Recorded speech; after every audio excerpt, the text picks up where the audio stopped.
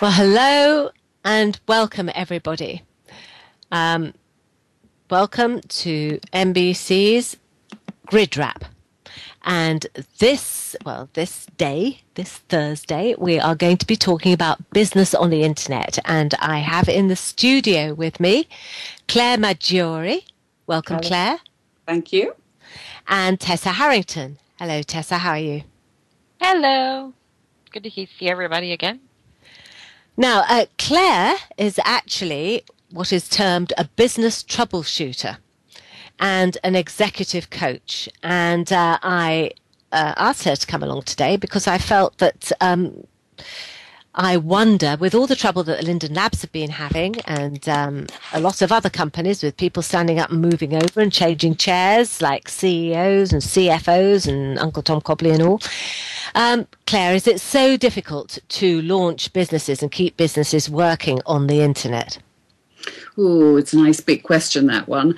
It's no more difficult than running a business off the internet.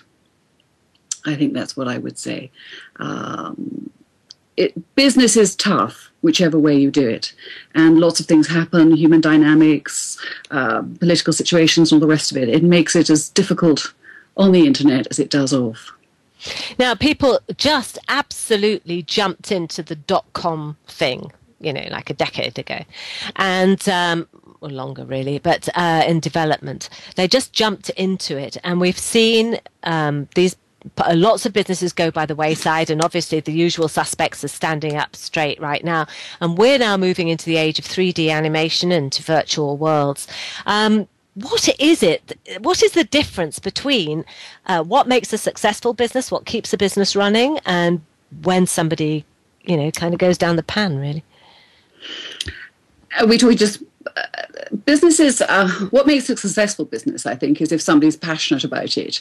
It doesn't matter whether you are a big global business or whether you're a much smaller enterprise who uses the internet.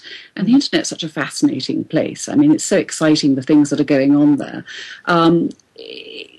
Businesses work because the people who are in it, who are dealing with it, who are doing it, who are promoting whatever it is they're promoting or selling whatever they're selling, are actually absolutely passionate about it, and they're willing to give the time and effort to it to give great service. And actually they've got something that other people want, which is quite important about business. Businesses don't succeed if you're selling something that people don't want. So you're talking about giving great service. Couldn't you define that? Great service. I think we all know what great service is. I don't know whether, when did you last feel you had some really good service? It's usually whoever you're interacting with, and every business sooner or later has a person there, however automated it is. There's somebody at the end, that it works, that if you're connecting with people, that they're actually helpful, and that they're professional about life. That's customer service. It's giving you what you need, when you need it, and how you need it. And being sympathetic if there is a mismatch between the two. How can they bridge that gap? Can they go the extra bit for you? Okay. Now, you have, I think, is it fair to say you've dealt with the single entrepreneur or sole trader right up to corporates, haven't you? Are there any differences between those two ways of working? Are they absolutely the same way, just on a different scale, perhaps? Well, they're certainly on a different scale. I do think the larger the organization is, the more sort of office politics that tend to go on. You have more people playing games with each other. There tend to be many more meetings. There's a whole load of things that go on. I mean, a small entrepreneurial business doesn't sit down there and have a whole department that deals with business simplification. A small business, one-man band, whatever it is, they're doing it the best way they can. So there are big differences between the two. The question is, where do you like to be? And for lots of people until recently, the best thing about being in a big company is that you get the, pensions, you get all the benefits, etc., etc. But of course, that's not true anymore. So lots of people are feeling they'd rather not have all the politics. They'd rather be in charge of their life. And as a small organization, business, you can often be more in charge. You still work hard. Let's get that right. It's not easy having an internet business. It's not a fail-safe, quick thing. You have to put as much energy into it. And it's a slightly different way of working. It can be sometimes more static. But, it's you are probably in more control, more satisfaction, I think people find when they do their own businesses. Tessa, you were going to come in there, weren't you? What were you going to say? Oh, yeah, I've dealt with some Fortune 50 and Fortune 500 companies, working with them on the designs. I've been fortunate enough to have those opportunities. But man, the time and energy they spend, trying to make the other guy look bad and them look good. I've laid it out with my guys. I said, I don't care how big we get. If I see anybody doing that, they're fired. Because it, to me, was just such a colossal waste of time and energy. Mm-hmm. They were focused on things that had nothing to do with making money or making a better product or making a better experience for the customer base. And to me, I was like, why the heck is this going on? Why does this even have a place in corporate America? Because corporate America is supposed to be about the bottom line, and this does not even serve the hardcore bottom line kind of agenda that you normally associate with corporate America. It was really quite a culture shock for me that this much effort and energy was being misguidedly spent in this direction. I was just astounded. So it's fair to say that I work in a business in RL where politics and manipulation do exist, but actually it's generally spoken out loud and put on the table. But you're talking, Claire, about a business simplification department. Is yes. that right? Well, I mean, there are bigger organizations, and the bigger you get, the more global very often you can become. And you're working across cultures, across time zones. You're working across a lot of things, a lot of value sets, differing value sets. And so in order to get something that is unified, you have to try and work out how companies can do that. And they spend millions of dollars, pounds, euros, any currency you like, on trying to get this right. And that's often where management consultants make a huge amount of money. But that's a whole other story going on about that. But yes, I mean, big companies look at that. In some ways, to have an organization or a department that deals with simplifying your business, if you're that large, in theory is a great thing. But very often it's a lot of committee meetings and nothing really happens, and another template of how to work is set out, more processes, more handbooks, more this, more that.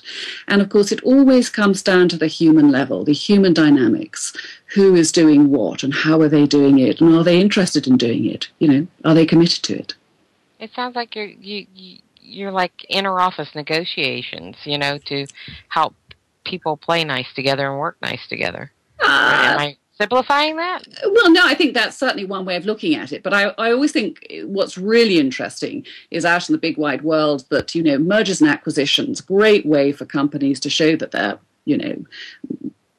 growing bigger. It puts great things on their accounting, their accounts. It looks good to do that. And yet research shows you, and time again, it's been shown that 90% of mergers and acquisitions, which is a huge upheaval, huge changes of money and all the rest of it, actually don't work. They don't deliver what they should do, which is usually a simplification of something, or two companies getting together. They're better than this than we are, so we think we can work better together. All those usual chit chats that go on. And sort of PR statements, and actually they don't work. They don't deliver what they're supposed to do, and it's down to human beings. And some people are doing great things. What I love about the internet, there are some people out there who are selling sometimes much bigger things, but I can think of this somebody who sells aviation, old aeroplanes. I don't know much about aviation, but little bits for old aeroplanes, very specialized things, engineers little things in a little garage somewhere, and sends them all over the place and doing incredibly well. And that's down to somebody who's incredibly knowledgeable, who's incredibly passionate about that.